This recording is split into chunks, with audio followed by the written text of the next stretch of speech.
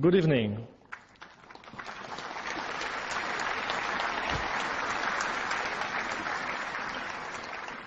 Jean-Louis Chameau, the President of Caltech. It is my pleasure to welcome all of you tonight for the Lee Dubridge Distinguished Lecture, which, by the way, is not really a lecture. No data slides, no PowerPoint presentations, no jargon. Rather, the format for the evening, and really for all the Dubridge lectures, is a conversation between a distinguished lecturer and his or her interviewer of choice. Dr. Dubridge was the second president of Caltech, and he held the position for some 22 years. He was a very successful president that most university presidents would aspire to be. He was especially effective at communicating with everyone, students, faculty, trustees, large donors, small donors, the chairman of General Motors, and even the president of the country. I think his talent was linked to the fact that he enjoyed talking to people about science and technology, to talk about the value of basic research and how scientific solutions can help address society's problems, as well as the impact of science and technology on everyday life. He believed in getting a diverse group of people together to discuss those issues. Tonight's presentation is a good example of what he would have enjoyed seeing on the stage of Beckman Auditorium. Before I introduce our two guests, I would like to thank the person who made this event possible, Mr. Peter Kaufman.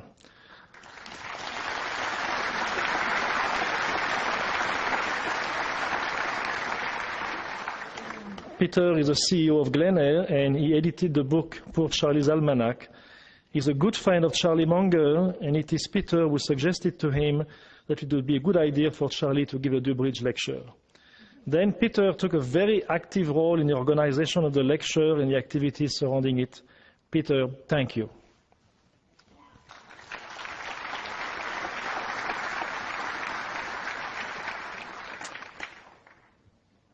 We are fortunate to have as our 2008 Dubridge lecturer what I would call a rock star of the financial world, Mr. Charlie Munger. For years, Charlie has been half of a financial partnership that is apparently a force which cannot be stopped in the world of investment. He and his good friend Warren Buffett have always made quite the team, but as you will find out, and many of you know, they also handle solo acts extremely well.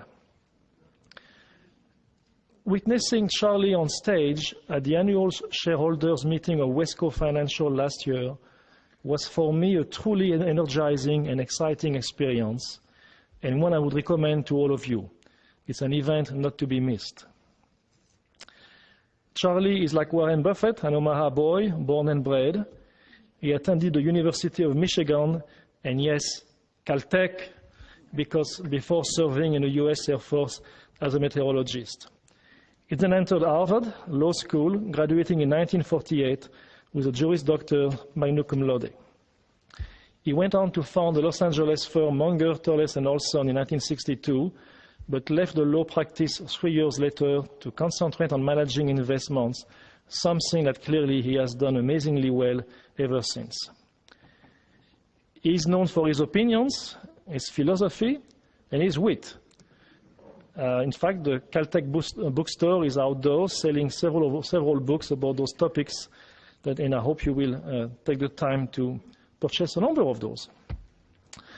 Given the scope of his keen and broad interest in almost everything, we knew that whoever interviewed him would have to be intellectually quick, and quick enough to keep up with his unusual ability at storytelling. Fortunately, Charlie chose Caltech's own outspoken division chairman and physicist, Tom Tombrello. Tom, who heads up our division of physics, mathematics, and astronomy, is the William Kennan Jr. Professor of Physics, as well as Caltech's Technology Assessment Officer. A member of our faculty since 1961, Tom not only knows his way around Caltech, but also knows very well how to handle his division of free-thinking physicists, mathematicians, astronomers, and astrophysicists. He is known at Caltech for his brilliant mind, his wit, and let's say strong opinions. We will see tonight whether Tom has met his match. Tom, please join us.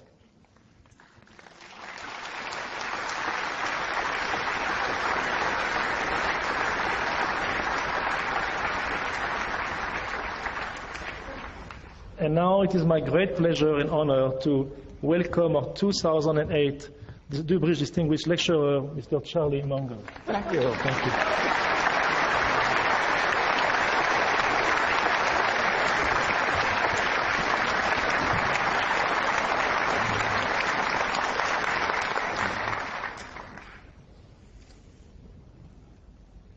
Should I go first, Charlie? Sure. Well, I hate to add to my president's introduction, but he left out some very important things about tonight's lecturer. As you might know, Charlie Munger was born on January 1st, 1924. And any of you who are familiar with the Asian calendar meant that was right at the tail end of the year of the pig. Now, it's well known that people born in the year of the pig are characterized by virility and fertility. Well, 8 children, I guess they got that right. But I decided I needed more information, so this being a modern world, I went to the web and found the world's expert on pigs. Her name is Charlotte. And she had 2 things to say about Charlie. One was terrific, and the other was humble.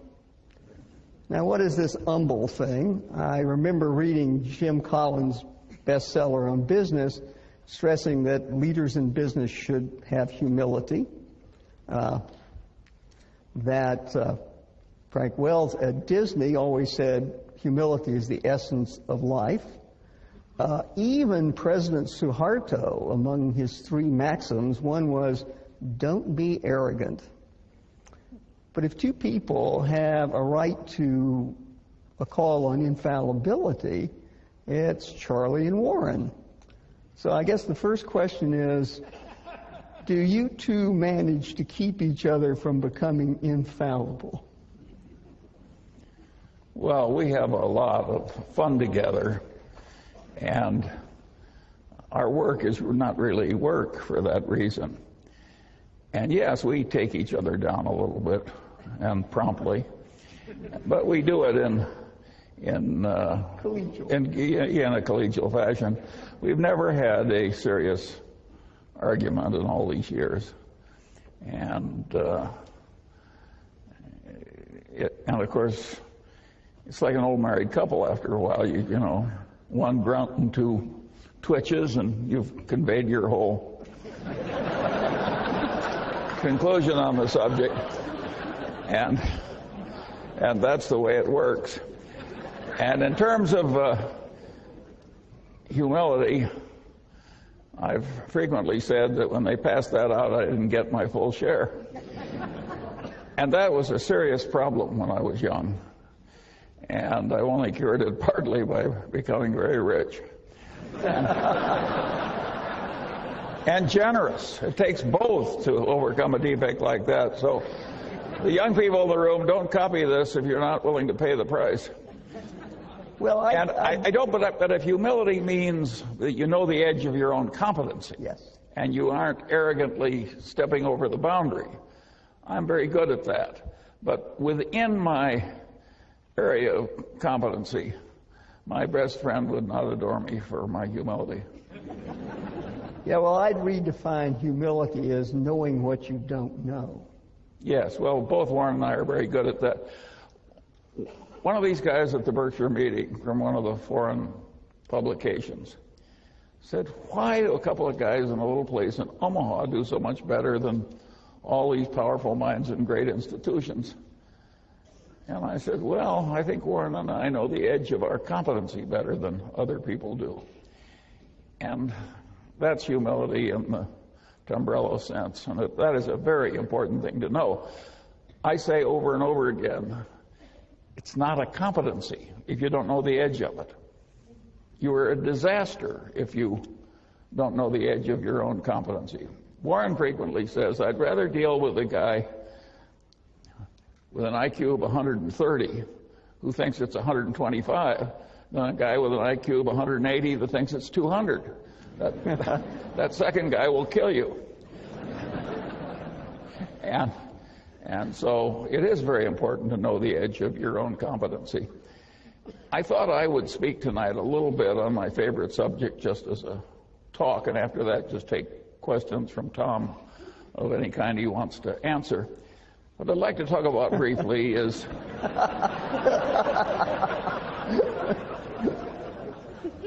you think I'm kidding.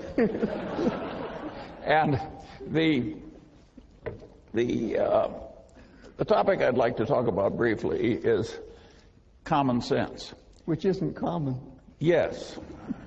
See?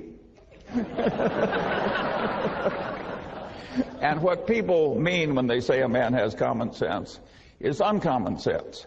And usually they don't mean that the man has a narrow little activity he's good at, like knitting sweaters, and he sticks to that. What they mean is a man that can operate over a pretty broad range of human territory without making any big boners. And that is a very important thing to be good at, and the question is how you get it. I was very lucky in my own life because every place I looked, at the pinnacle, there was a guy that was better than I was. And one of my father's best friends was a great surgeon with a vast mechanical ability. And I knew what this man did with his mechanical abilities in inventing all these spreaders and things he used to do his operation, that I would never be as good as he was. And everywhere I looked, there was somebody like that. And there was all this folly out there, and I suddenly realized, if I just avoid all the folly, maybe I can get an advantage without having to be really good at anything. And I kept doing that all my life, and it worked so well that I enjoy sharing it with people like you. It really works to tackle much of life by inversion, where you just twist the thing around backwards and answer it that way. I have to give problems to my children, and once when I had all of them together, I said, well, there's an activity in America. There's a one-on-one tournament, and the national champion became the national champion on two separate occasions, 65 years apart. Name the activity. And 7 of my children could not remotely do it. The 8th is a PhD physicist, and he did it very quickly. And what he did was he just turned it around. He says, it cannot be athletic. And he realized that no 85-year-old was ever going to win an athletic thing with the neurological and other deteriorations that are so evident tonight on the stage.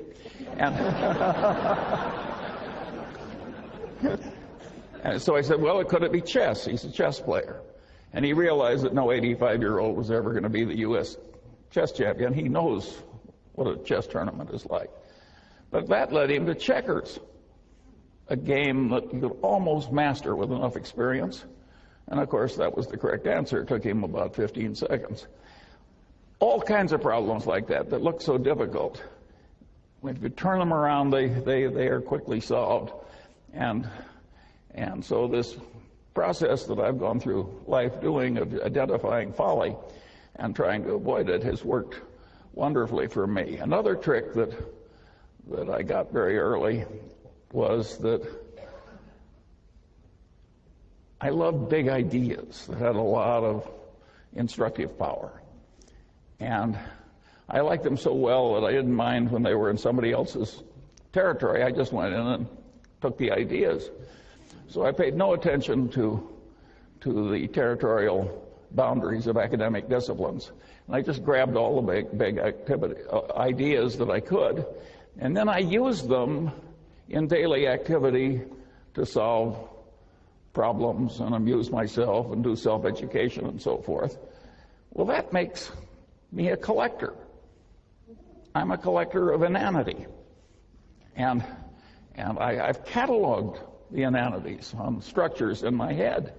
And it's been a wonderful thing to do. If you stop to think about it, how many unhappy collectors do you know? Whether they collect silver or mistresses or, you know, by and large, collectors are happy. And collecting inanities is just wonderful. If you collect stamps the way I once did, I soon had a U.S. stamp collection I couldn't afford to add a stamp to. Well, what fun is collecting when you can't afford the next stamp? When you're collecting inanities, there's never a shortage. And there's all this low-hanging fruit. We had one this morning from the governor of New York. That was pretty expensive fruit. Well, but...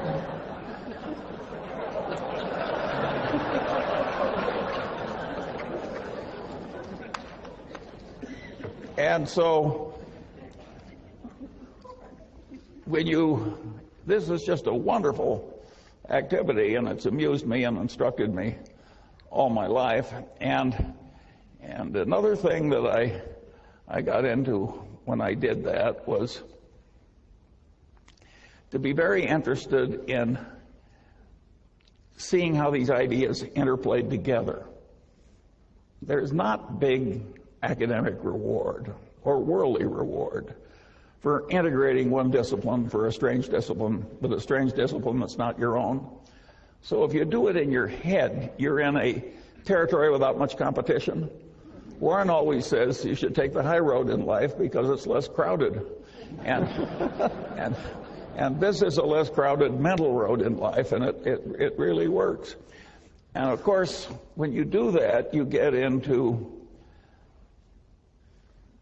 issues where ideas are in conflict. And of course, it demands synthesis. Well, a lot of people, when they see a demand for synthesis, immediately retreat into whatever orthodoxy they came from.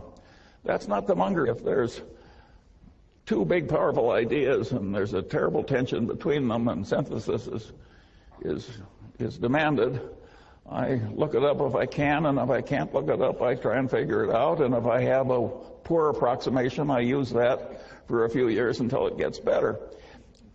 I got another idea that was very useful. I always liked Occam's razor. Now, that is a wonderful way to think. You can argue that Einstein's whole career was just a marvelous demonstration of Occam's razor. E equals mc squared is a pretty damn simple idea, but think of the power of it. And then Einstein developed, some people say, a counter-corollary to Occam's razor. This may be apocryphal because I've never seen it in any original source I trusted, but I've seen Einstein quoted with this observation over and over again. Everything should be made as simple as possible, but no more simple. Well, if Einstein didn't say it, he should have said it, because this is a very sound idea. I later developed a supplement to that corollary, and my supplement to Einstein's corollary was that about Occam's razor was in messy social science. If the result you're observing is a Lollapalooza, look for a confluence of multiple causes, multiple forces operating in the same direction.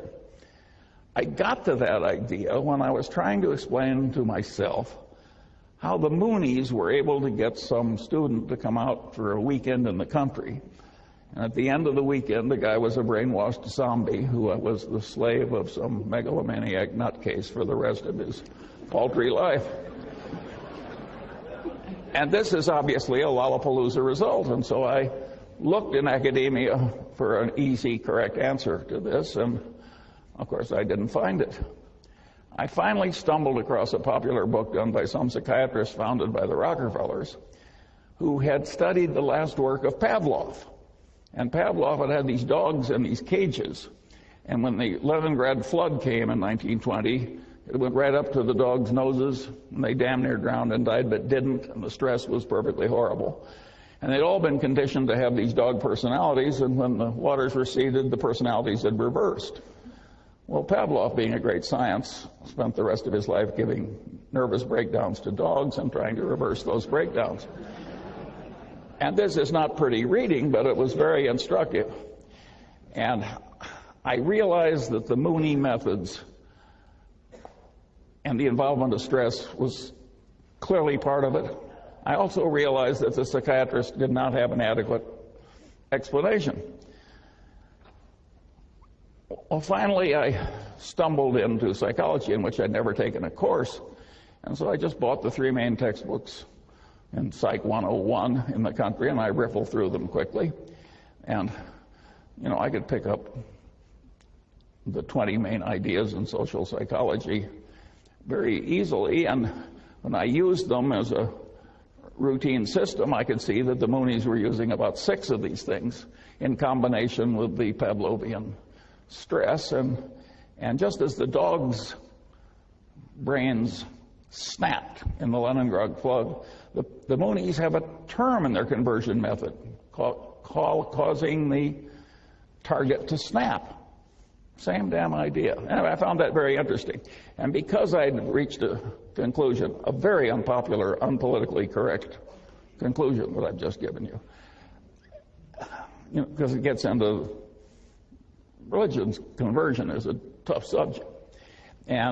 But at any rate, it satisfied me, and so I expanded it into this corollary of looking for a confluence of causes when you see a Lollapalooza result in social science. And that has been enormously helpful to me, because I find that a lot of social scientists have a weird mania where they twist everything into whatever little concept they started with.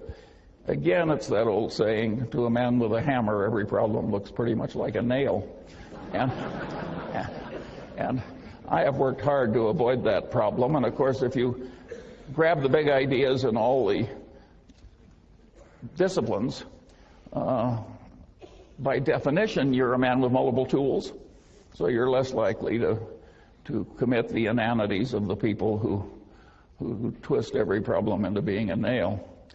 Well, at any rate, there were a series of tricks like that I used as I went through life, and it was amazing how many times I'd find something that I could easily solve with my little bag of mental tricks that had missed other people who were eminent in their field. I could go right into their territory sometimes and see more clearly than the professional denizen how his conclusions fit into the bigger picture.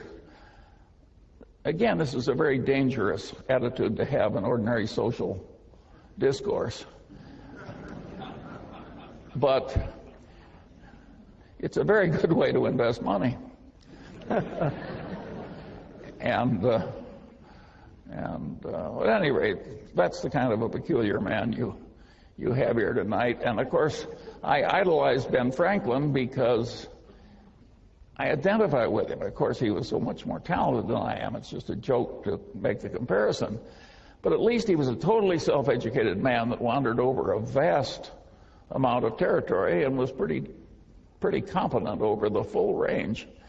And a lot of Franklin's knowledge was psychological too. He was a great observer of human nature, and so there are implications, of course, in this attitude of mine in academia, and the implication is very simple. Social science in America is very poorly taught, and the people who are the denizens and the people that they teach are way more incompetent than they need to be. The solution is to get all these social scientists or the ones that have the capacity to do it at least, so that they are comfortable across the boundaries of disciplines and see where the ideas conflict. Let me give you a simple example. If you went around Caltech and asked people, where do the laws of chemistry not apply? Practically everybody would say, well, they don't work in a hot plasma. No big deal. But if you ask a bunch of people that have taken the main course in economics and have gone on to business school in America, and you say, well, you're selling something in which is measured in units, and you want to sell more units. Do you raise the price or lower the price? Well, they've seen supply and demand. You lower the price. Then you say, tell me the occasions on which, if you want to sell more units, you raise the price. Now, this is an intelligent group. You've been through social science. I'm giving you some time. Will anybody who has the right answer raise his hand? Yeah, luxury goods. That's what do. About 1 in 50 comes up with the idea of luxury goods. Right. That the price is sort of a signal that it's high quality, and if it's not a signal of high quality, it's a way of bragging to your friends that you have both discrimination and money. But one other interesting example is the one that happened to my Caltech educated friend Bill Ballhaus, who was CEO of Beckman Instruments, a company founded by another eminent Caltech professor. And Ballhaus had in his business collection a company that made some complex gizmo that they sold for a lower price than the other two gizmos in the market, and yet it was much better, and it had lousy figures. And Ballhaus took one look at it, and he realized that it was a gizmo where if it failed, it imposed enormous costs on the owner of the gizmo, and he recognized that the price being low was sending the signal wrong in reverse. This can't be very good, or it would. So he raised the price enormously and sold way more units, and of course the profits went up at a truly dramatic way. So these idiots that can't answer the question are leaving a lot of money on the table that a man like Ballhaus knows how to get.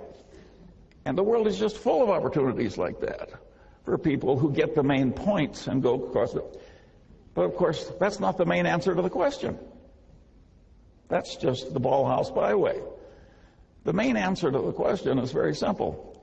Suppose you raise the price and use the money to bribe the other guy's purchasing agent. Well, you can laugh because it's so obvious once somebody points it out. But who was raising his hand over that one after all the fancy education you've had?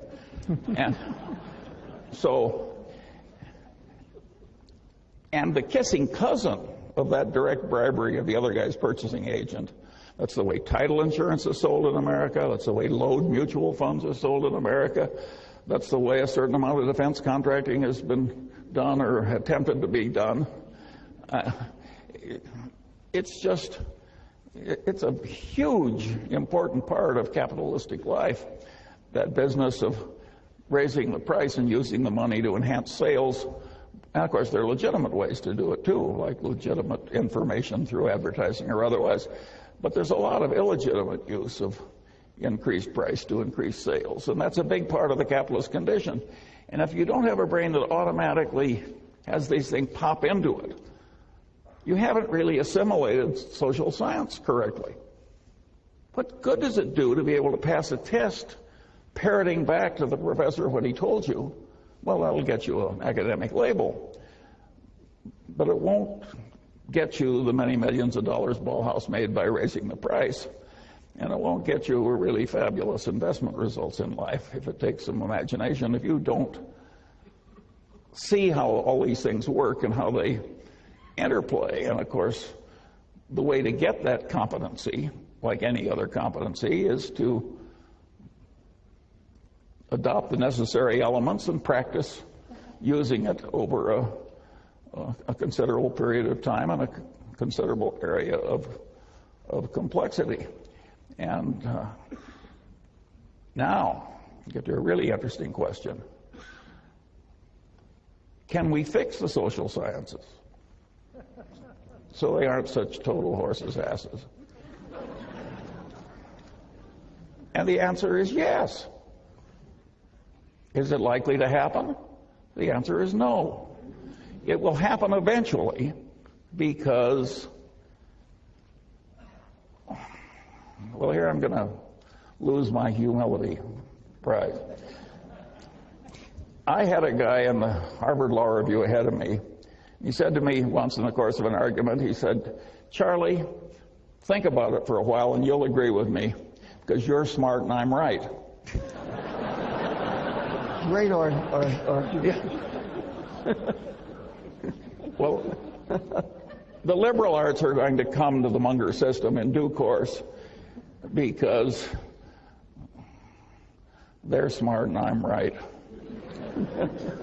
It can be done better, but it can't be done better with a crazy reward system that allows people to be as silly as they are in many departments. I always liked the story of P.J. O'Rourke, who said, you know, he says, the last communist dictator of Albania was a pure communist. And he finally threw out the Russian embassy because they'd lost the pure faith. And then he kicked out the Chinese communists because they'd lost the pure faith. And he said finally he was only comfortable with two places in the world. One was the communist dictator of North Korea, and the other was the English department at Yale.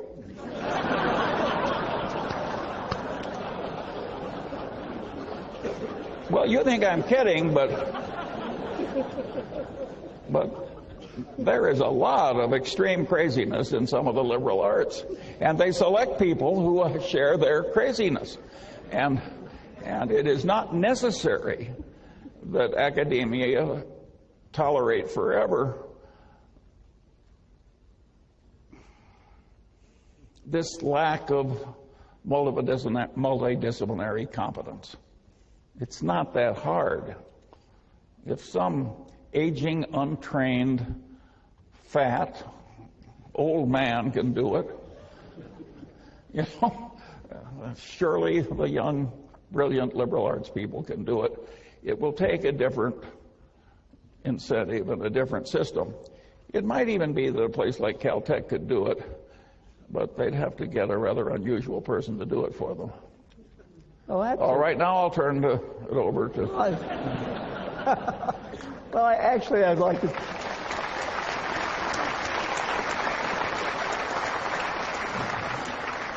I'd like to comment on your last thing, because there's this old story, which is a reincarnation story, which if you are a very moral economist and you die, you get to come back as a physicist.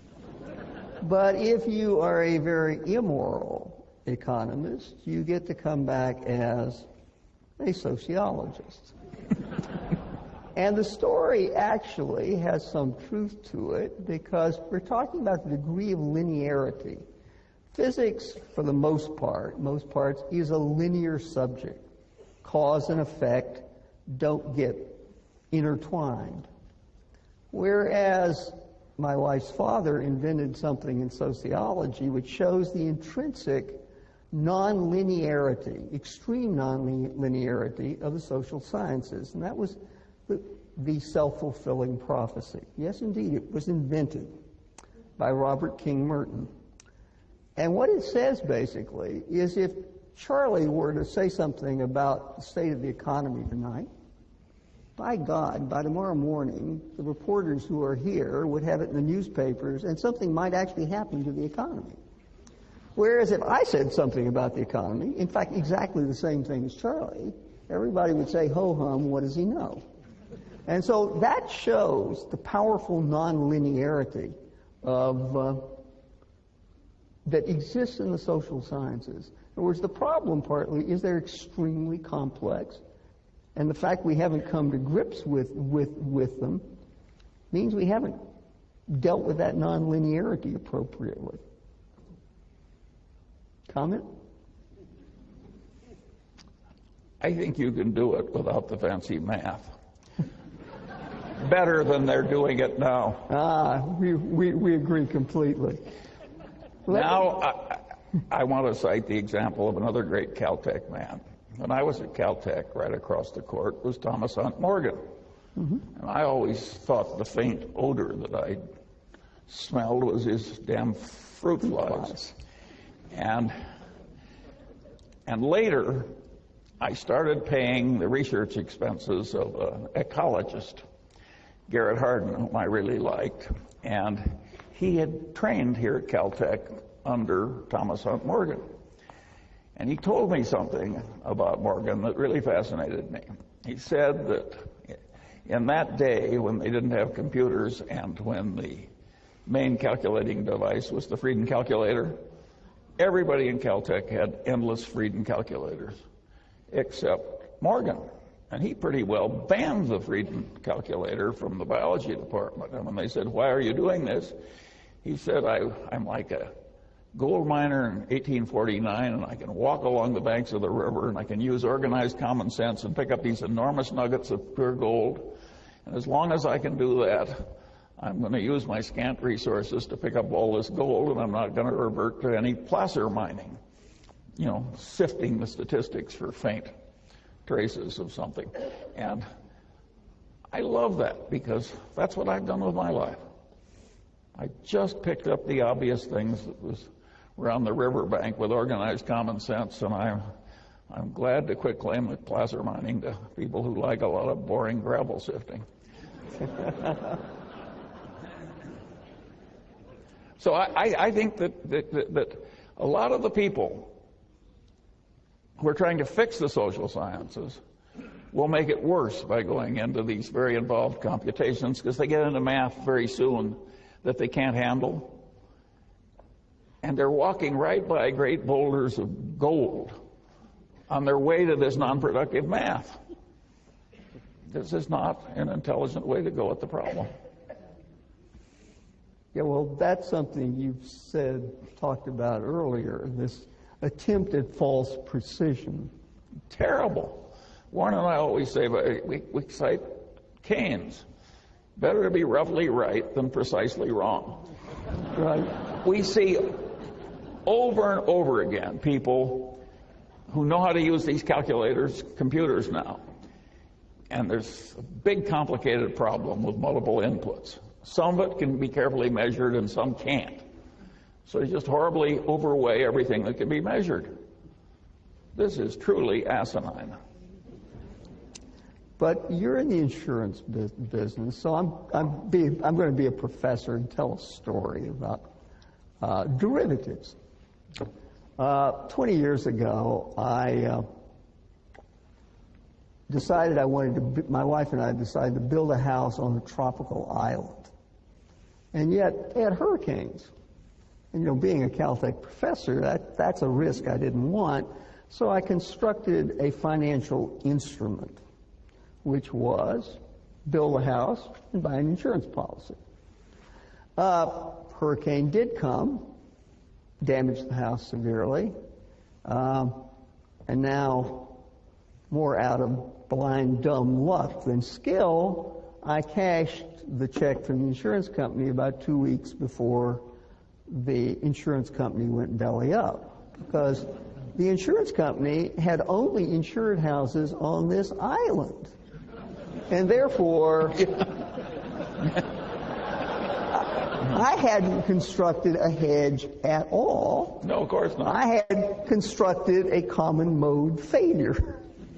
And so the real question in society right now, whether we talk about bundle mortgages or any of the other fancy hedge funds, is whether the risks are really independent and you can determine them, or whether somehow there's these common mode failures that take down both systems at once. These same people who are trying to ruin the social sciences by taking it into this extreme, hopeless complexity of math that won't work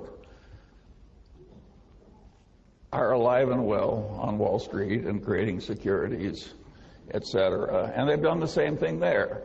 They have created things so complicated that nobody can understand them. And therefore, they take shortcuts. They don't try. They rely on the rating agencies. There are grown men who looked at a bunch of collateralized debt obligations, all of which was rated AAA by rating agencies, and they all yielded 60 basis points more than normal AAA pieces of paper.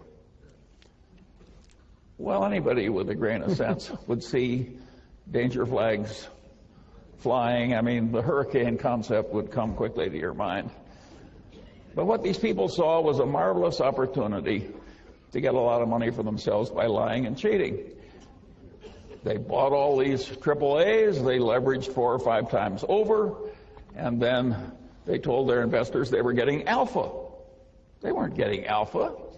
They were taking a hurricane risk and telling the people they deserved extra pay because they were delivering alpha. Well, they were delivering extra profits as long as there was no hurricane, no financial heavy wind. This is a deeply immoral way to create financial instruments. It's a deeply immoral way to run an investment operation. And of course, it's attracted more and more people from eminent places like MIT. People go into this derivative trading, because it's hard to rise in Standard Oil inventing better oil refineries. It takes time and there's competition and so on. And besides, when you're all done, nobody's ever going to hand you $180 million. And so these people do go into this activity and they create this hopeless mess of super complexity. Then they get trading systems, which their accountants bless, and they punch these buttons, and if they've agreed to buy something 8 years in the future from A for $100 million and sell it 8 years in the future to B for $105 million, they punch the button and both obligations disappear, and it shows a $5 million profit receivable from the second guy. Well, just because you can punch a button on a computer and show a $5 million profit doesn't mean you have a $5 million profit. What you have is a disastrous closing risk. If the market goes horribly against you, is the guy who's lost heavily the $100 million bet is going to be like the hurricane insurer on my friend's island? And the answer is yes. In many cases, he's going to be like the hurricane insurer on the island. We're just seeing that stuff unfold. And you can't watch it unfold without feeling the way I feel about a lot of the liberal arts professors. The people who did this are despicable. The accountants that bless the accounting have despicably failed in their own profession.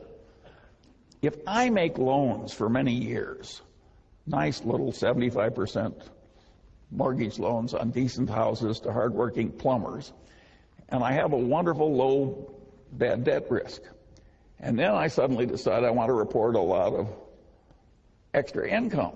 So I have somebody recruit a bunch of bums from Skid Row and,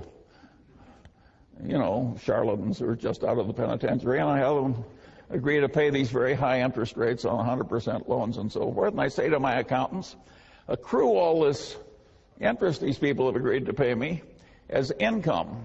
They haven't agreed to pay it to me yet, but in due course it's due. And the way you'll do that is just assume that my bad debt experience on this new class of loans will be like the ones I formerly made. Well, as I've described it, nobody in his right mind would have an accounting that accrued the interest on the new loans. But in America, the accountants bless that stuff. And they would say, you would make my life too difficult if I had to do anything but look back and count the old bad debt experience and just extrapolate it into the new type of loans. This is not a modest fault. This is a significant fault in our common civilization. The professionals have horribly failed us. And the academics that have allowed these professionals to prosper without appropriate criticism, they have failed us too. And the regulators, Warren cited the example. We have 200 regulators in Washington. We have 2 companies in Washington, and their sole job is to watch these 2 companies for unendurable future troubles, Fannie Mae and Freddie Mac. 200 people in Offio. That's all they have to do. They ended up with, I don't know, $30 billion worth of miscalculated earnings, and it just was totally insane. It was a Mad Hatter's Tea Party. I mean, all these people have horribly failed us with the most elementary common sense. Nobody ever said, look, this is too difficult, at least for the kind of people you have doing it. And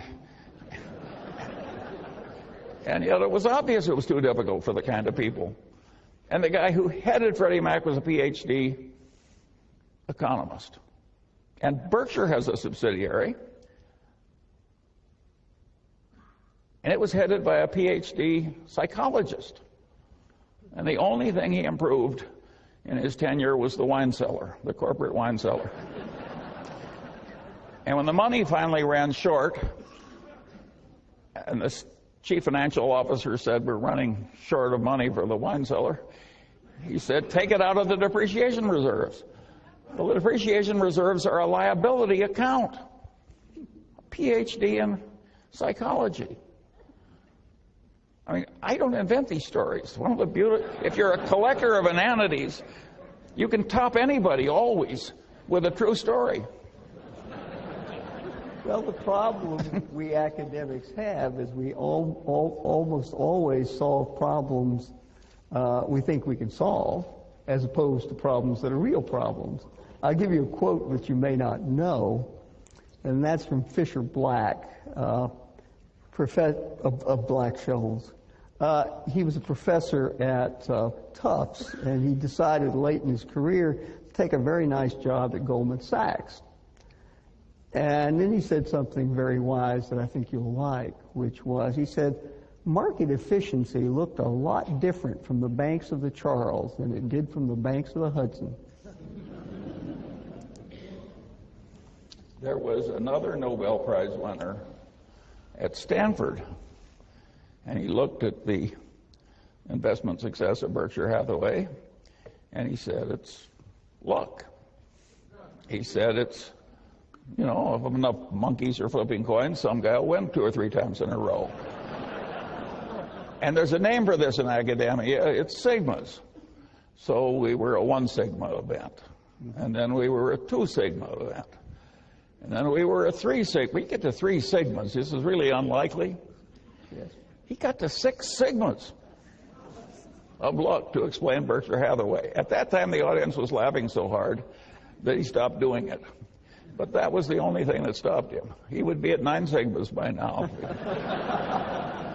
Which would happen about once in the history of the universe. Yes. We can't let you get away from an educational institution without talking about education. Caltech is a small manufacturing operation. We take raw material that we get from the high schools and we turn it into a product. Now, I'd like to say we don't make Chevrolets at Caltech. We make Formula Ones. But we are dependent on the quality of what comes in because we have to work with it. And what we work with is what comes out of the educational system in the United States. And I have some opinions, but I want to hear your opinions about what's happened to one of the best lower-level educational systems in the world over the last, say, 40 years. Well, of course, the educational system failed horribly in the central parts of the big cities. And the price that our civilization will pay for that failure is really huge. And of course, it has multiple causes. Of course, it's going to be harder to raise schools when the more competent people flee to the suburbs and the central city gets lower and lower average quality because all the successful people are leaving. The same thing happened in Germany. When they partitioned Germany, there was a period when anybody could get out, and 5 million of the most competent people in East Germany went west. Well, now what's left is the worst 17 million out of 22, and they've got a communist system. Well, of course they get an awful result. If you cull all the best people out and turn the rest into communists, it's not going to create a wonderful result. I mean, imagine arranging so that Germans are no damn good. I mean, this is really hard to do. But so something like that happened, and it was a huge mistake. And what he's complaining, by the way, about are marvelous people. It's just that they're not Tombrellos, because how many of those are there?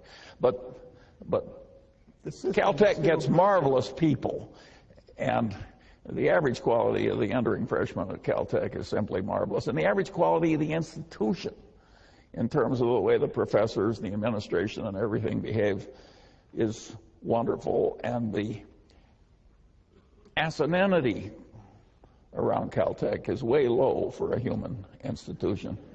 And if any of us had no friends or family left, and we were thinking, what are we going to do with our worldly goods when we have to part with them? I don't know about you, but I wouldn't have a better candidate than Caltech. I'd have way more confidence in it than I would have in say, an elite Ivy League school. I think they're pretty good too, but I think Caltech would be more reliably sensible and more reliably ethical than the other places. And so Caltech is a very remarkable place, and you shouldn't judge the world by Caltech. This is way better than normal. And you have to understand where the man's coming from. Most of our students volunteered to come here. Charlie was drafted, sent here. So he was not a volunteer. He was a draftee. And he learned to be a weatherman. So if you think he knows which way the wind is blowing, he has a degree in it. By the way, that's an interesting subject. Because I was going to do this, I looked at the ordinary meteorological text, like Meteorology 101 is now taught in America, and I compared it to what I knew after getting what was then a graduate degree at Caltech. And you can't believe how much they've figured out in those 60 years. I mean, it's just unbelievable how much better it is. And of course, they've got better measurements and they got moving diagrams. The physics is better. You'd think we would have known everything about the phase changes of water by the time I was at Caltech. There's a lot we didn't know. How can they not know the phase changes of water? Tom will know. But it's weird the way water behaves in every little change of phase. It interacts differently with radiation, right? We've learned a lot of stuff. There's your Ben Franklin story. I was listening to the Saturday noon broadcast of the Metropolitan Opera. How many of you listened last week? Yeah. Lucia de Lammermoor. But in the last part of the opera, there's a very eerie piece from the orchestra. You know what instrument it was? The glass harmonica, invented by Benjamin Franklin. So there was a man who really understood all sorts of things, from bifocals to very interesting musical instruments. Self-taught, he played 4 different musical instruments. It's just a casual. He had a broad range. Indeed. He sang pretty well too. I'd say if anybody saved this country by getting the French to come in and help us with the British at Yorktown, it was Franklin. Yeah. Bill, I noticed at dinner that he was gazing at us from the wall of the library. I know you're a fan of Jared Diamond. Jared Diamond gave the commencement address at Caltech last year. And a few years ago, he wrote a very interesting book called Collapse, which has, among many other examples, two that I find very interesting. One is, of course, the collapse of the Vikings colony in Greenland as the weather got cold again. The Eskimos who'd come in from the north, of course, didn't notice it. They were eating seafood. The Vikings were eating sheep and cattle, and when those disappeared with the colder weather, they starved to death. The other was Easter Island, where they got into a mad race to create some artificial economy of building the great stone heads. And of course, destroyed the ecology of the island and ultimately themselves. I thought, that can never happen now. So I have to tell a story from about 30 years ago when I was still consulting at Los Alamos, and a friend of mine worked in something called X Division, where they made things called thermonuclear bombs. And we were having a conversation about the competition. And this conversation went on for a while, and he kept saying, you know, we've got to keep ahead of these guys. They are really giving us a bad time, and we can't keep up with them. And, you know, after a little while, I said, you know, this doesn't sound like the Soviet Union. He said, Soviet Union? Those guys don't build anything we care about. We're talking about Livermore. And so there we were in a mad race, using up the country's treasure in a wild attempt to keep up with ourselves, building the equivalent of stone heads. So are we doing anything like that you see in our society, Charlie? Are we building stone heads or competing with ourselves when the real competition is doing something else? Well, sure, but you go into the really fundamental tensions of multidisciplinarity. Every biologist thinks a little like Paul Ehrlich. You know, they think, my God, you know, carrying capacity of the land, you excel at tragedy's coming.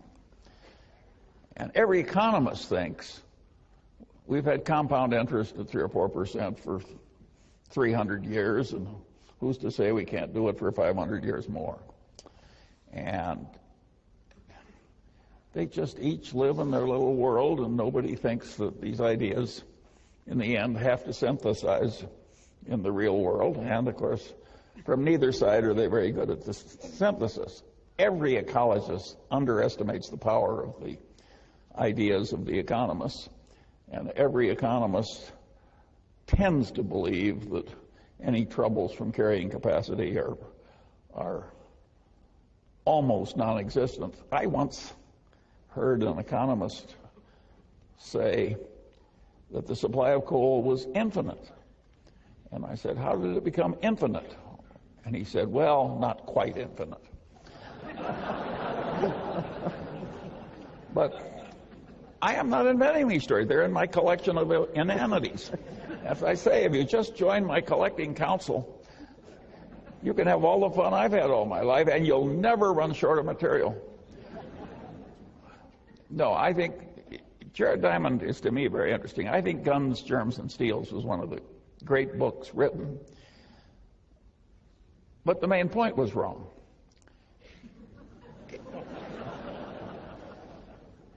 Jared really believes that the people in New Guinea were just like a bunch of literate Jews in Berlin in 1890, except that they wore loincloths and were illiterate.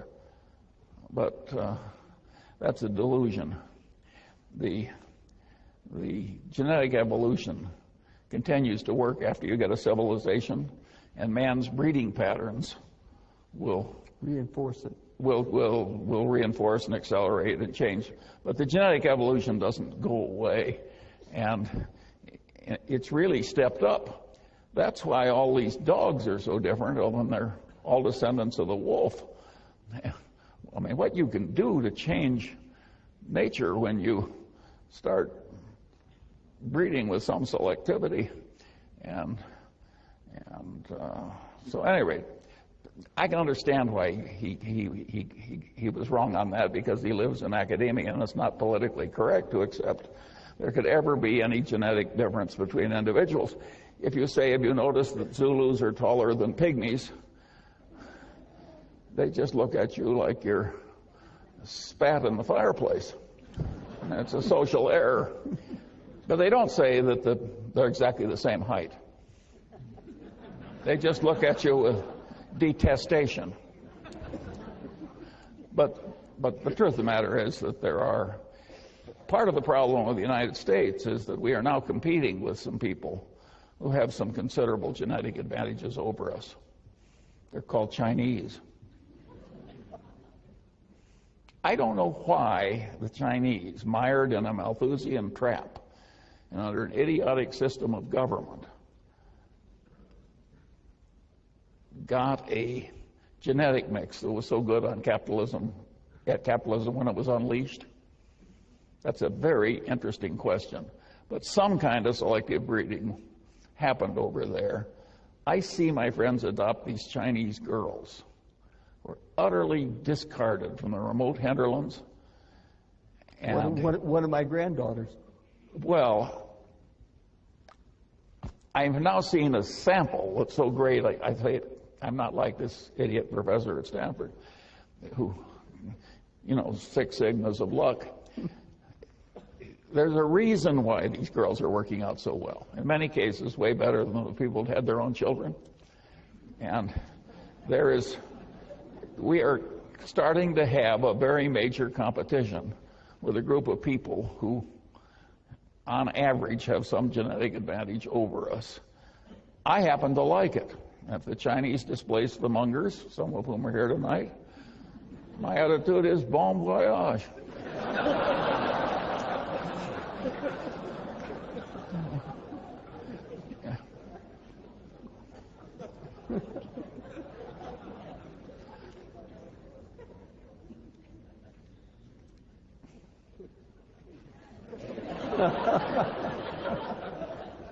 But it happens over and over in this country. When my grandfather came at the end of the 19th century, 13 years old with a 9-year-old brother by themselves, illiterate, impoverished, I'm sure the people in the U.S. despaired that these Sicilians were coming into the country and it was going to be the downfall of the place. Of course, maybe it was. But they did survive, and they did bring their parents and their younger siblings over. And so each generation seems to have absolute despair at the people coming in, but they save us. I call this the vampire economy, that the U.S. lives on the fresh blood of immigrants. And each group gets replaced by another group. Yeah. But I think we could safely take in a whole lot of Sicilians, and we'd get about the standard number of Tombrellos. But if we try that with the Chinese, we'll get way above a standard number. Of course. You got it. The Sicilian blood is run thin. We need to be replaced by something better. No, I don't say it isn't a tough blood. I just say that I don't think we'd get more physicists out of Sicily than we. Which reminds me of one of my favorite true stories.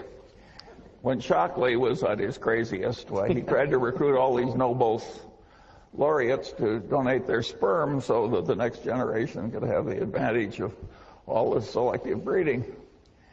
And he came to, I think it was Munger, a famous Nobel laureate, and Munger said to him, well, he says, you're barking up the wrong tree. He says, what my sperm has given America is 2 guitar players. He says, if you want to have Nobel laureates, you better look among the immigrant illiterate tailors. On that,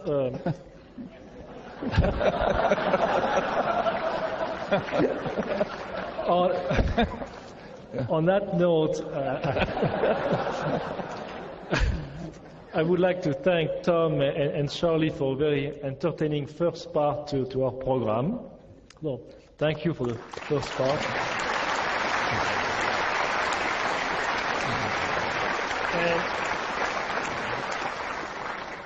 And now we would like to allow some time for some of you to ask questions.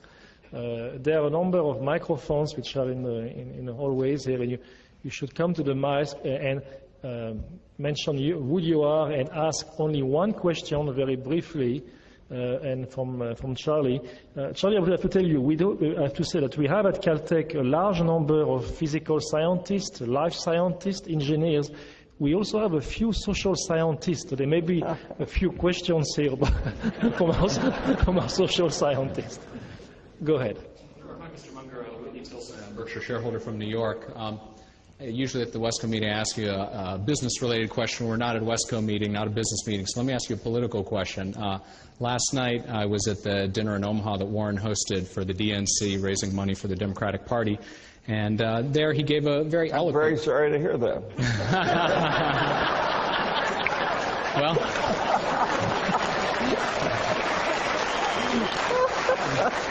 I'm going to ask you to elaborate on that, actually, because he gave told a story about how he was the son of a far right-wing Republican congressman, grew up, hearing about godless communists, et cetera, and so at some point in his youth sort of sat down and very calmly and rationally, in the way he described it, much like investing, I think,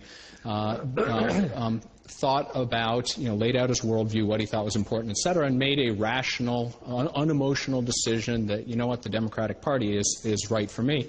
And so I asked him afterward, I said, do you think this administration might tip Charlie over to our side? And he sort of laughed and said, well, maybe, but if I were to ask him about it, he'd never come over. So I figured I'd ask you about it, and I'm not going to be so rude as to ask you who you're voting for, or might Hillary or Barack be able to count on your vote this November, but rather to a bigger question about how did two such like-minded people who, in your early comments, have never really disagreed on anything, can communicate so well and finish each other's sentences and so forth, end up in two political parties that can't seem to agree on anything.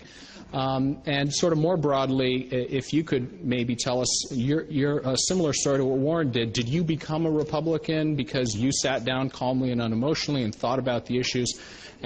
Or was it something like most people, I think? It's one question, okay? One question and one... Well, Whitney, I think that if you're a really intelligent person, you have to hold your nose in reviewing either party. Yes. And just exactly which one gives you the most offense can vary between intelligent people. And Warren and I get along so well because he's not a normal Democrat and I'm not a normal Republican.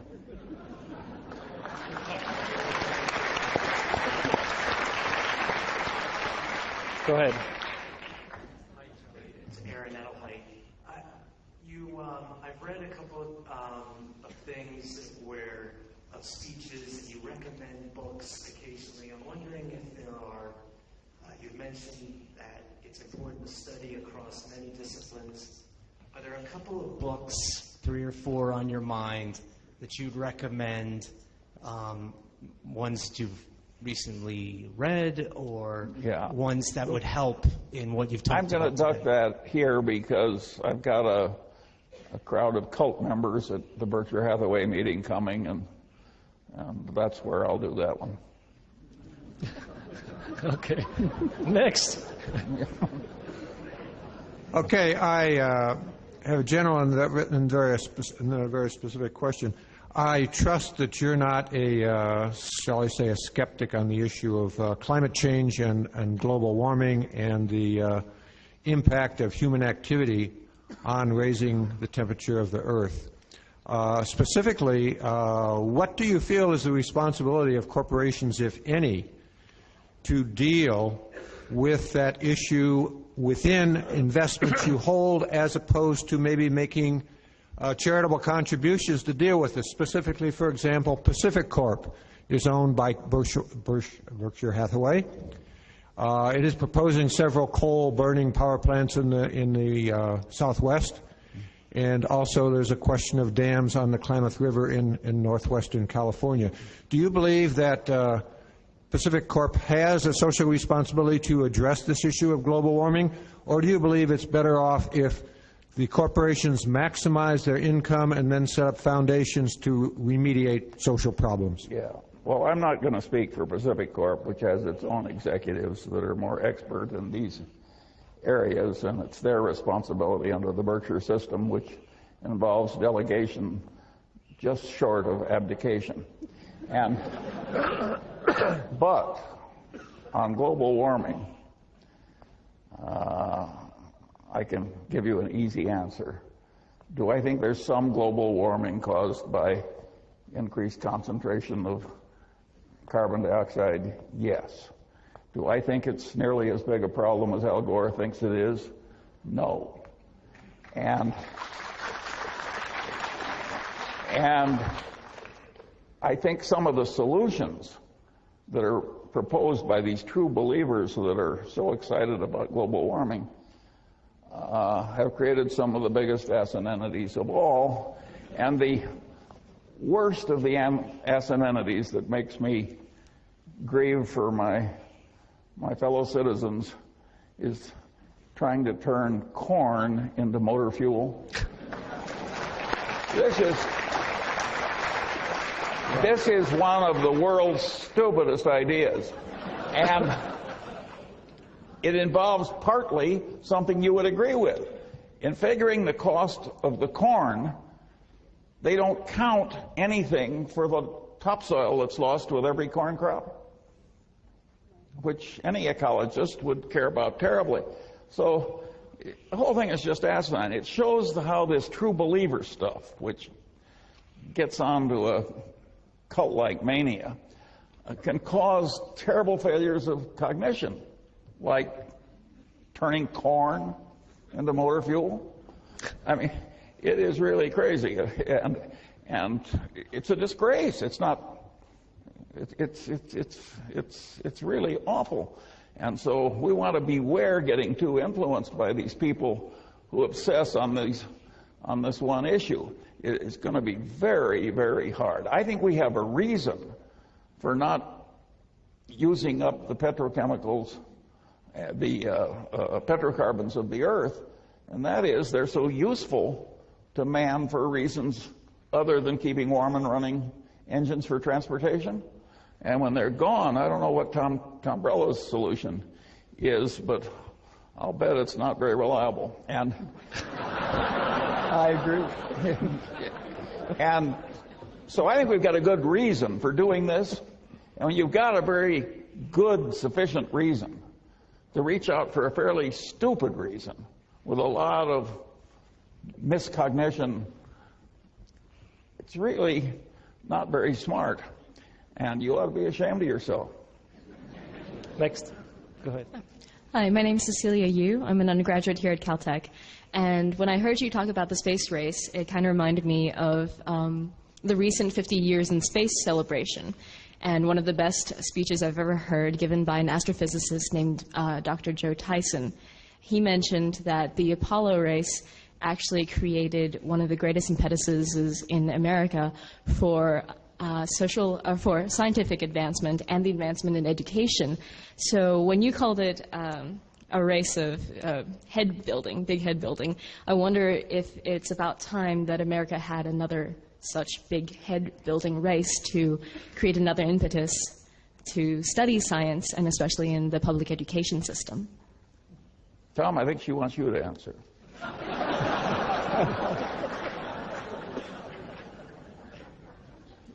Well, I'll be happy to, but I'm probably even more opinionated than Charlie. be hard. I think the great adventure of our time has been to explore the reaches of the solar system with robots. That the robots can go there, they're not affected by radiation, they're not affected, and they last forever. Voyager was launched before you were born, and it's still out there exploring the edge of the solar system. There are lots of places that our machines can go and tell us what the adventure is, and we don't have to send men to do it. Frankly, I think it's a bit like building those stone heads on Easter Island. You can see why I asked for Tom Tombrello to be here. It diffuses the natural antagonism. Go ahead. David Winters. You've got a negative Lollapalooza effect in financial markets today, Charlie. Any thoughts on how this plays out? Well, when it's this bad, I think there will be some reaction and some change in practice and some change in laws. And if we don't get changes in laws, they'll change the labels. When they reinvent CDOs, they'll have some different name. They have poisoned that name permanently. And but I think the lessons are just unbelievably important. Advanced civilization did not need this much mess. We didn't need this much lying. We did not need this much crazy, envy-driven pursuit of unreasonable gains with no conceivable social contribution. This was not a pretty scene, and yet it was something like the South Sea Bubble. As long as it was going on, when nobody wanted anybody to criticize the party, and no. So I think there will be changes. Do I anticipate great wisdom from our legislative class? I hope not. Well, they gave us the problem in the first place. I mean, they repealed. Let's take the simple little subject of margin requirements. Mm-hmm. In the 20s, we had a great mess caused by 90% loans against stock and rampant speculation and so on. So they passed tough rules giving the Federal Reserve the right to control margins, which they did for a long time. And the banks had to apply it. There was none of this crazy credit when I was young. If you wanted to buy securities frequently, you had to put up 50%, sometimes 75%, sometimes 100% of the price of the security. Fade in, fade out. The class that was going to make money out of running derivative exchanges and all kinds of things, option exchanges, wanted the equivalent of a new gambling parlor where they could be the croupier. And so they talked up a lot of free market economic ideas and said, after all, liquid markets, capitalism, we have to, and they created derivative markets which totally obsoleted the margin requirements that had been part of the American regulatory scene. Human nature needs margin requirements, just as it needs restrictions on selling heroin to 14-year-olds. And our legislative class, item by item, repealed all that stuff. And once it started making money, they just multiplied it. And then they got into systems where the clearance is a huge problem. And we're starting to see that now in some of these obligations, where you can have the contract, but the contract can't clear. The other guy's not good for it. The procedures are not proper. It's like his insurance company that insured against hurricanes until it came to the island where they wrote the insurance. It's like what I call the accounting for Berkshire's derivative book. It's a new class of asset entitled good until reached for. By the way, it was $400 million that the accountants blessed. But when we reached for it, it just went to mist. I don't think that you should have a lot of assets on your books that are in the category good until reached for. Anyway, this thing just morphed into this diseased outcome, and so it's hard to predict what the legislative reaction will be. I think we've created such a vested interest now in all the people that profit from this stuff that I don't think we're going back to margin requirements, and I don't think we're going to get rid of all these stock option exchanges. I knew we never needed them. Warren went and testified before Congress that we didn't need this stuff. He was a solitary voice. There was one man was down there saying, what do we need option exchanges for? But it didn't work then, and I don't think it'll work now. It's really quite sad what happened. You would like to feel that, as Tennyson said, that the thoughts of men are widened with the process of the suns. Why do we have to repeat the same old follies over and over again in a thin disguise? But evidently we do. My friend Garrett Hardin, wonderful man, another Caltech trained man, he used to say, if Aristotle were alive, he would be a very grumpy old man. Because he would have seen the same damn mistakes made over and over and over again. And that may be some of the problem with me.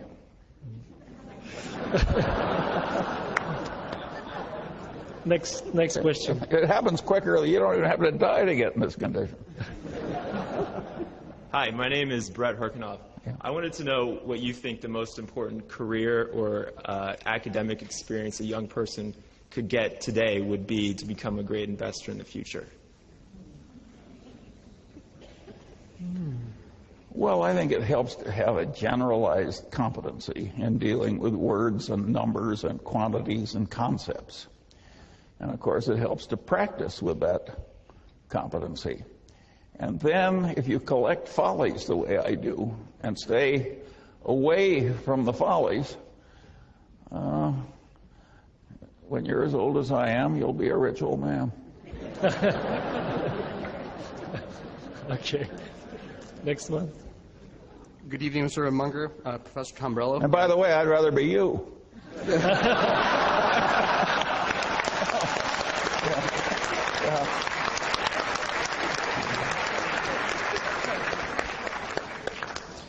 My name is Dennis Armani. I graduated from Caltech 3 years ago, and now I'm a proud employee of Glen Eyre.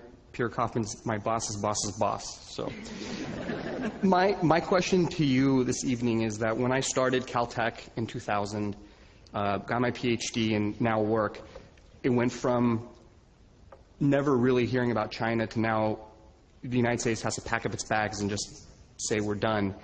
Why is it such that whenever the United States, or why is it so easy to write off such a great country all of a sudden? That in the Oh, I'm not writing off the country. I'm not saying necessarily you, but it seems like the world in general just says we're... No. I'm just recognizing reality that a new competitive force has come into the game that's hard to handle.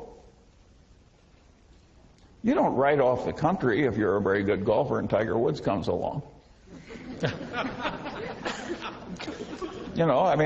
This is a very talented collection of people, and if they keep going, the competition is going to be very tough. Berkshire goes out of its way not to compete with these people head on.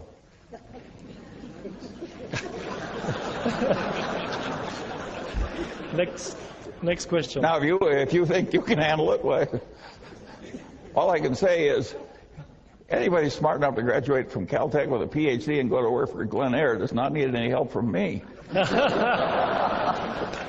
You have it made. And you don't have to worry about China either. Good. Hi, Mr. Munger. My name is James Lynn. I remember reading a long time ago, Warren Buffett, you and Buffett were not into macroeconomical things, issues but Mr. Buffett, I read recently he's been investing in the Brazilian real and basically long foreign exchange, foreign currencies. So I want to see what's your outlook on the U.S. dollar and interaction with the economy and how bad it can get and how bad can this stock market get? Yeah. Well, averaged out, Berkshire has not made its progress in life by making wonderful macroeconomic predictions.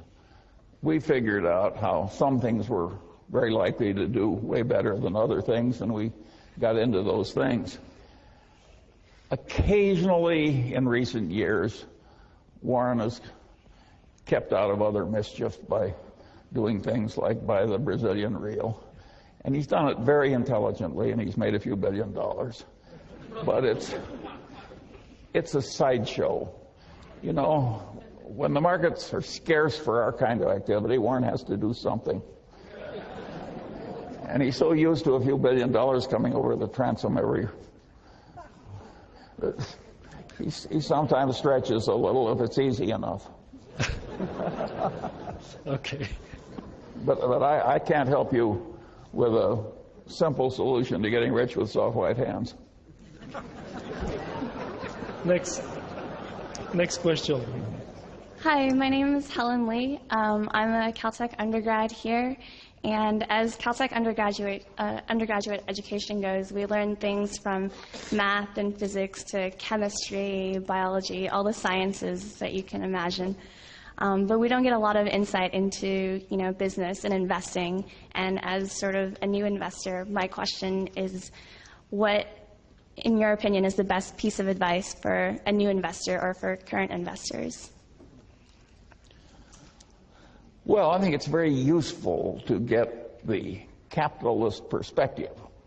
Namely, how do you make this thing work for the people that own it? Because the reality will make more sense when you go at it with that perspective.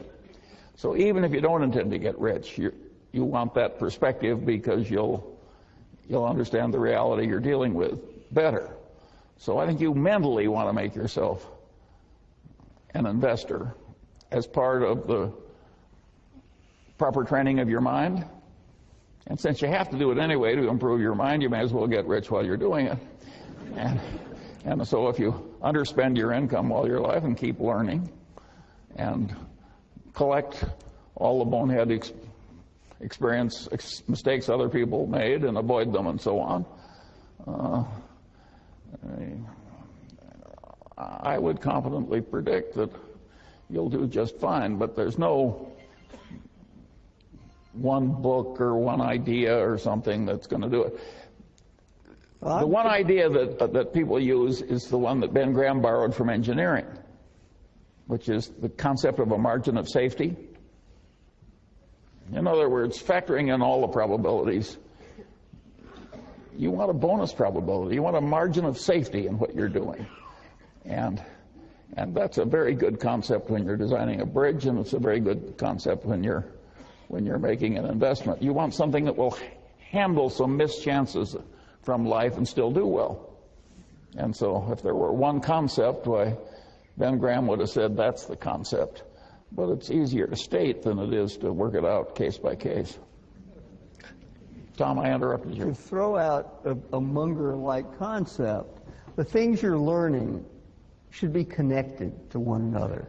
And that's part of your job. You're learning a bunch of separate things at Caltech. Try to figure out how they're connected to one another. And that may mean reading a lot of other stuff, but it's all of a piece. It's not a bunch of separate compartmentalized things. And I believe I've lifted that from Charlie.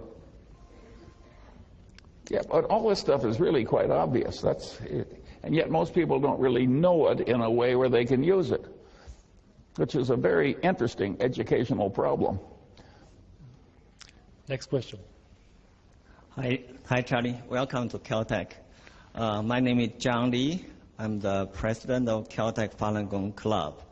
And Falun Gong is a movement in China and which is persecuted by the Communist Party now. I came from China, so the strategy you were talking about, raising price to bribe the purchasing, is very commonly practiced right now in China. So it's nothing new. And that is not unknown in the United States either.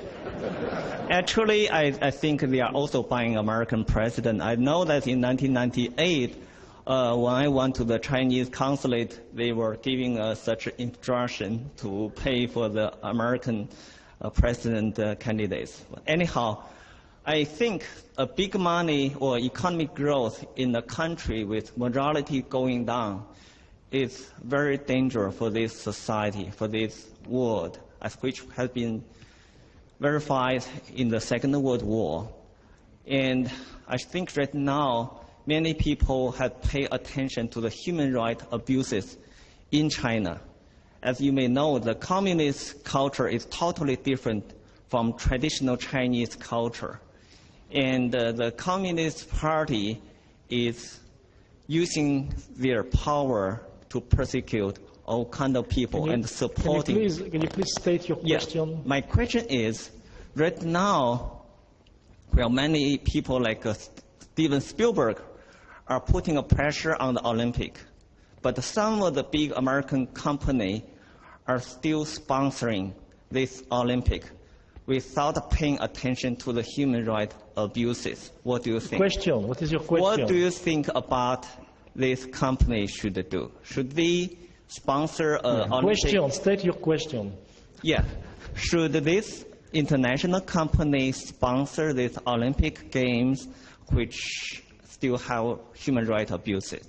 Thank you. Well, my answer would be yes. I figure that China is a nuclear power. We have to get along with China whether we like it or not.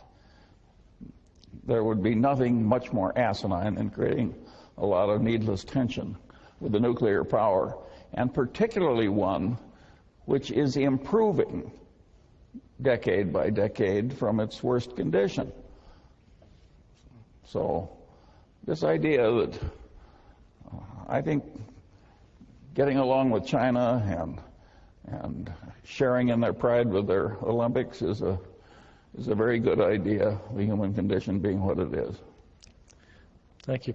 We are running out of time, so I'm going to allow maybe 2 or 3 more questions, and I'm sorry for the many of you who would like to ask additional questions, so go ahead. Hi, Mr. Munger. My name is Greg Ragney. This is my first time seeing you in person, and it's a real pleasure. I was pleased to hear you speak about common sense and the Lollapalooza effect and your lattice work of mental models.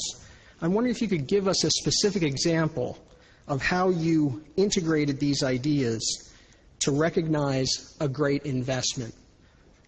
That would be of great help to those of us trying to understand and replicate your success. Well, some of the ideas were so simple. We noticed that in city after city, the monopoly newspaper made more money every year. And in some cities, there were still 2 newspapers and one was slowly dying. And so we bought the one that was sure to win. Does this strike you as a complicated idea? It's the new newspaper. And one time we did that with the Washington Post. We made $1 billion with 10 million. So a lot of these things are perfectly obvious, and you just have to train yourself to. You have to develop the knack of using the knowledge you have. Next. It's a knack. You have to work at it. It won't come in just over the transom because you'd like to have it. Hi, I'm Chris Kennelly, and I'm a freshman here at Caltech. And I was wondering, what do you say what you can see into the future, what the biggest issue and maybe its runner-up are for what is going to be the dominant concerns in the future? Some people say like China's rise is a big issue, or environmental collapse. What in your mind are those big issues? Well, the issues that could do us in, of course, there's a big nuclear war, the successful mass use of pathogens. These would be very, very serious things, to put it mildly. And of course, something could happen that we don't anticipate. I would not predict that environmental collapse is going to be the big killer of human beings. Man is a very clever creature, and when things get tough, we can do all kinds of things. The guy spoke about global warming.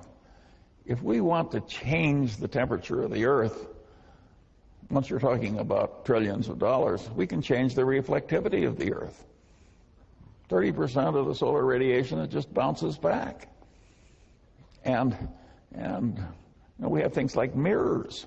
The difference in reflectivity between a really good snowfield and a black body is the difference between 95% and zero in terms of reflectivity. And so there's a lot of potential. And the guy who I remember first suggesting changing the reflectivity of the Earth was John von Neumann. Probably some people would say the greatest mathematician of the last 100 years, but certainly he was up there. And so I think all kinds of things we can do to... The shortage I see is, it all gets back to energy. If you've got enough energy, you can do practically anything.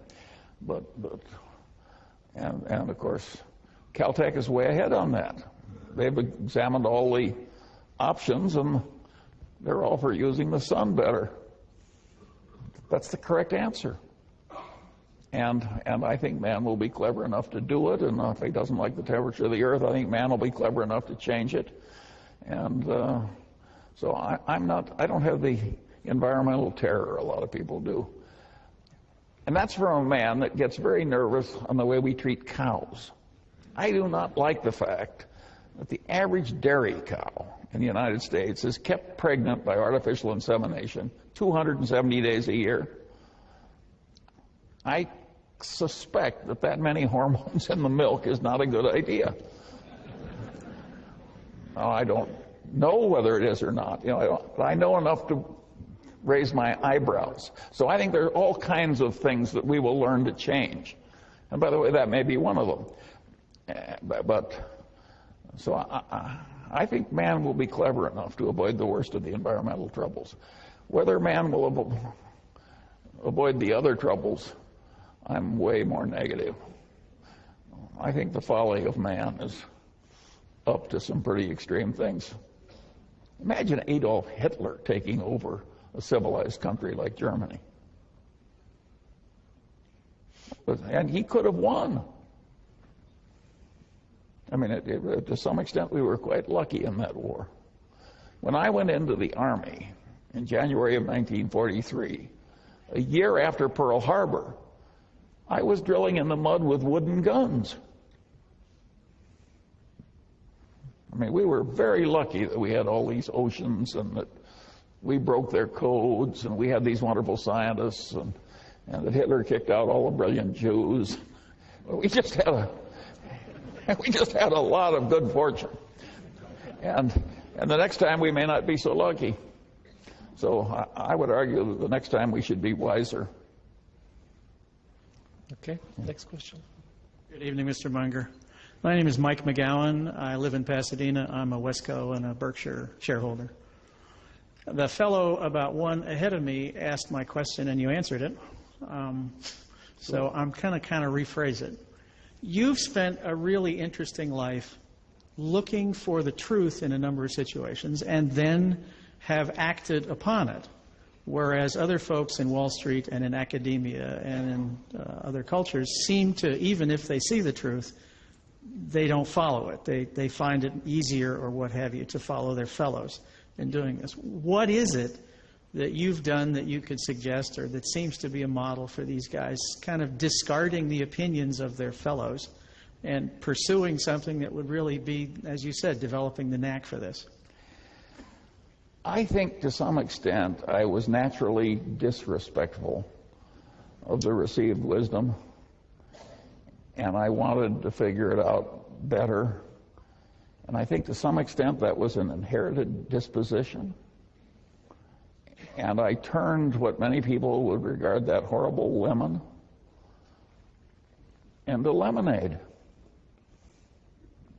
But I don't know. I think you can make that kind of lemonade out of my kind of lemon. I don't know if you can do it out of marshmallows. Okay. Next question. Good evening, Charlie. Welcome to Caltech Beckman Auditorium. I'm Jay Whitcraft from Sierra Madre, and I bring greetings from a fraternity brother and classmate of mine, Peter Munger, who I believe is a cousin of yours back in Philadelphia. My question is, I'm in the Sierra Madre Foundation, and we have a problem. It's a small town, 11,000 people, 3.5 square miles, and we're trying to keep our budget together. And because of a cutback in taxes that we used to get from the state, we're hurting for money. And I wondered if you have any suggestions as how our city could help us, or how our foundation could help the city do better with our budget. Well, lots of luck. Fixing the reactions of politicians in government to deal responsibly with financial problems. This is a big order. And I think you'd have way better chance of doing it in Sierra Madre than we do in Los Angeles. It's almost in the nature of things that the politicians will make all kinds of promises and do all kinds of things to please the voters and sort of put off the obligations until tomorrow. And so they're constantly building up a great load of future obligations. And they're constantly posturing for votes as distinguished from really trying to get the right answers. And of course this causes problems. And it's no fun to suddenly have to chop activities out of your accustomed lifestyle. And I solved the problem for myself in my own way, and I'm afraid I'm going to have to leave you with the problems of Sierra Madre. Final question. You upheld Benjamin Franklin repeatedly for his ability to master many disciplines, and you spoke a lot about the humanities and social sciences and Wall Street. I'm exactly half your age, and just in my lifetime, I've noticed a big shift in the incentive structures and everything from university admission to youth sports as well as the workplace in rewarding specialization. Do you think that, is there any alternative way that you can think of to reward multidisciplinary success as opposed to the very high degrees of specialization that seem to be what gain people status and financial reward? Yeah. Well, of course, we should have high degrees of specialization. And if you get a nice little cancer in some ghastly place, you will not want a guy that really understands Proust. You know,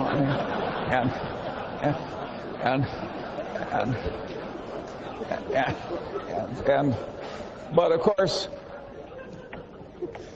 it's my argument that you can be quite competent in your specialized field and also have the common sense over a broad area if you work at it appropriately. Let's take the case of Newton. More than half of the powerful creative period in Newton's life was totally wasted on alchemy and theology. And in the remaining half, he managed to create quite a distinction in his chosen profession. He had power to burn. Now let's assume you're not Newton. You're just a good guy who's going to be a good mechanical engineer. You know, don't you think you could get a general competency? Just as you might be a good engineer and also play golf? There's plenty of time to do it without ruining your specialized competency. All you have to have is the will and the technique. And every hour you delay in doing it, it's just,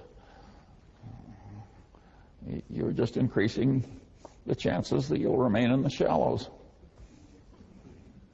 Now most people are happy in the shallows. After all, there's always somebody that's in a shallower place. Thank you. Yeah. Yeah.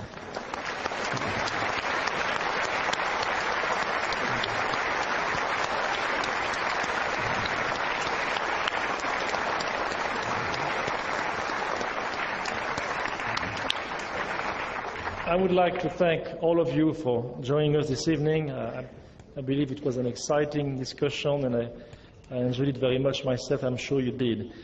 Before we leave for the evening, I would like to present Charlie with a very small token of our appreciation for his presentation today. Thank you.